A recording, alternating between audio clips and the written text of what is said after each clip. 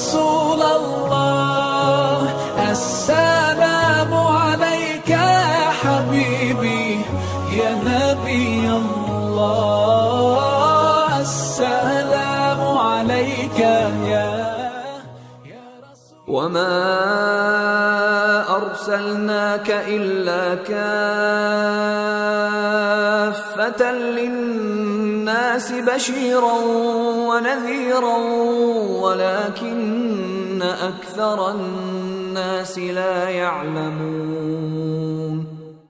ایک بزرگ تھے، یہ نہر کنارے وضو کر رہے تھے تو کئی دنوں کے فاقے تھے. کیا دیکھا کہ پانی کی سطح پر بہتا ہوا ایک خوش نما سیب آیا تو اشتہا غالب ہوئی، اس کو پکڑا اور کھا لیا. جب کھا چکے تو پھر خیال آیا یہ تو میرا تھا ہی نہیں، یہ تو مال لقطہ تھا تو میں نے اس کو کھا لیا. اب اس کا مالک کیسے ملے؟ جس سمت سے پانی آ رہا تھا اس سمت سفر شروع کر دیا.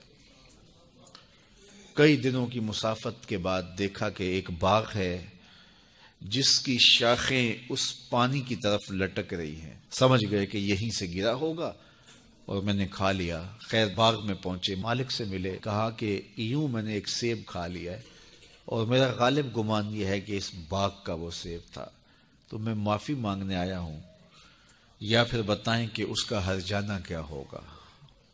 جب مالک باغ نے یہ بات سنی، وہ بھی صاحب نظر تھے، سمجھ گئے یہ تو کوئی در یگانہ ہے، یہ تو کوئی گوہر یکتا ہے. تو تیور بدل لیے، کہا ایسے تو نہیں معافی ملے گی. کہا حضرت کیسے ملے گی؟ کہا 12 سال تک میرے باغ کی گوڈی کرنا پڑے گی. اللہ اکبر. اور ایک شرط اس کے علاوہ ہوگی.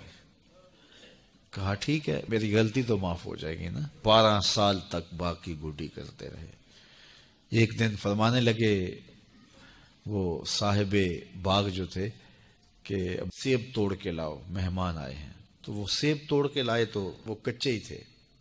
تو کہا تم 12 سال ہو گئے ہو سیبوں کے باغ میں رہتے ہوئے، تمہیں پتہ نہیں کہ کچے سیب اور پکے سیب کیسے ہوتے ہیں؟ کہا حضرت مجھ سے قسم لے لیجئے 12 سال میں ایک دفعہ بھی نظر اٹھا کے سیبوں کی جانب نہیں دیکھا.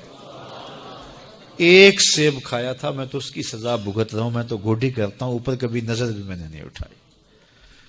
سینے سے لگا لیا. کہا ایک شرط تمہاری پوری ہو گئی، اب دوسری شرط ہے کہ میری ایک بیٹی ہے جو آنکھوں سے نابینا ہے، کانوں سے بہری ہے، بول سکتی نہیں، اور وہ اپاہج بھی ہے، چل بھی نہیں سکتی. اس سے تمہارا نکاح کرنا چاہوں گا، اگر تمہیں قبول ہے تو معافی ہو جائے گی. کہا ٹھیک ہے جی قبول ہے، میرا گناہ معاف ہو جائے، میں زندگی کاٹ لوں گا، کوئی بات نہیں ہے. خیر نکاح ہو گیا.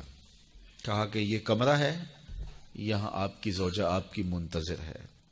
جب وہاں گئے تو ایک خوبرو دوشیزہ منتظر تھی. تو فوراً پلٹے کہ میں غلطی سے کسی اور کمرے میں آ گیا ہوں. پلٹتے ہوئے دروازے کی چوگاٹ سے سر پھٹ گیا، خون بہنے لگا.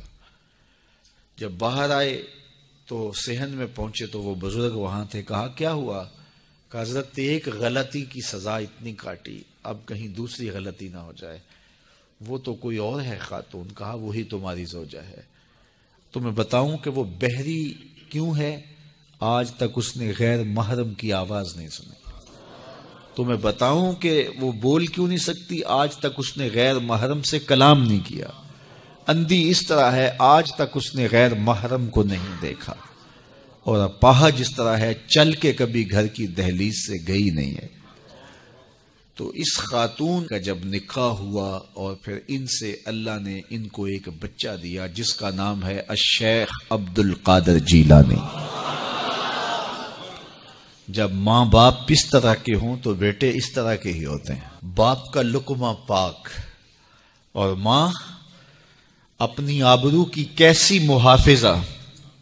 پھر در یگانہ اور گوہر یکتا جو پیدا ہوتا ہے وہ دین کی احیاء کرنے والا ہے، دین کی مردہ قدروں کو نئی زندگی دینے والا ہے. حضرت ملا علی قاری لکھتے ہیں کہ حضور غوث اعظم جب مجلس واعظ کرنے بیٹھتے تو 70,000 کا اجتماع آپ کے مجمع میں ہوتا، اور عمومی طور پہ اللہ کی رحمتوں کے حوالے سے بات کرتے، اور جس دن آپ اللہ کے قہر، غضب اور جلال کی بات کرتے، کئی جنازے اٹھتے۔ یہ آپ کی گفتگو کے اندر عصر کا رنگ اور شیرینی تھی۔ اللہ اکبر۔ تو باپ دیکھیے کہ رزق کے معاملے میں کتنا محتاط ہے، اور ماں دیکھیے اپنی عصمت کی کتنی حفاظت کرنے والی ہے۔ مائیں بچوں کی تربیت کرتی ہیں، ماؤں کے ذریعے سے پاکیزہ صفت بچے جنم لیتے ہیں، تو لہٰذا ماؤں کو اچھی تربیت کا حامل ہونا چاہیے تاکہ وہ آگے اچھی تربیت خود